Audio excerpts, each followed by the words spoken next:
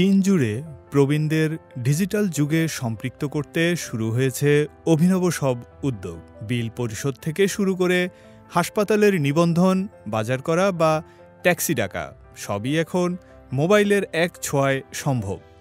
এমন বাস্তবতায় প্রবীণদের পিছিয়ে না রেখে সামনের সারিতে নিয়ে যেতে দেশজুড়ে চলছে বিশেষ প্রশিক্ষণ কার্যক্রম।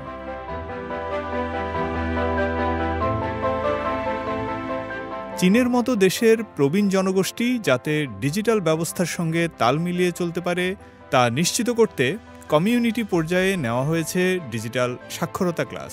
বেইজিংয়ের বিভিন্ন এলাকায় এসব প্রশিক্ষণে শেখানো হচ্ছে কিভাবে মোবাইল চার্জ দিতে হয়, অ্যাপ ব্যবহার করতে হয়, বাজার করতে হয় অনলাইনে, কিংবা অনলাইনে হাসপাতালের অ্যাপয়েন্টমেন্ট বুক করতে হয়। আমরা এক প্রবীণকে মোবাইল চার্জ দেওয়া, চালানো, অনলাইন ব্যবহার ও শপিং শিখিয়েছিলাম। এখন তিনি নিজেই সব করতে পারেন।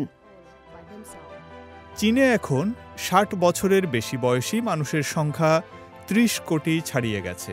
বিশাল এই জনগোষ্ঠীকে প্রযুক্তি নির্ভর সেবার আওতায় আনতে তরুণ স্বেচ্ছাসেবকরা এগিয়ে এসেছেন। তারা প্রবীণদের পাশে থেকে হাতে কলমে শেখাচ্ছেন ফোন, অ্যাপ এবং অন্যান্য ডিজিটাল টুলস ব্যবহারের কৌশল। এই উদ্যোগ শুধু প্রযুক্তি শেখানোর বিষয় নয়, বরং এটি প্রজন্মের মধ্যে সেতুবন্ধন তৈরিরও একটি প্রয়াস। সরকার প্রবীণদের প্রযুক্তিতে অন্তর্ভুক্তির কথা বলেছে, যা আমাদের মতো সিনিয়র নাগরিকদের আধুনিক যুগে গুরুত্বপূর্ণ ভূমিকা রাখতে সহায়তা করবে।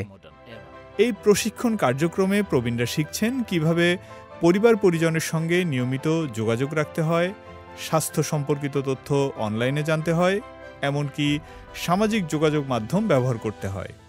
এই কর্মসূচির মাধ্যমে প্রবীণরা বিভিন্ন প্রযুক্তি পণ্য সম্পর্কে জানতে পারছেন। অনেকে এখন সাম্প্রতিক প্রযুক্তিগত উন্নয়নের সঙ্গে পরিচিত।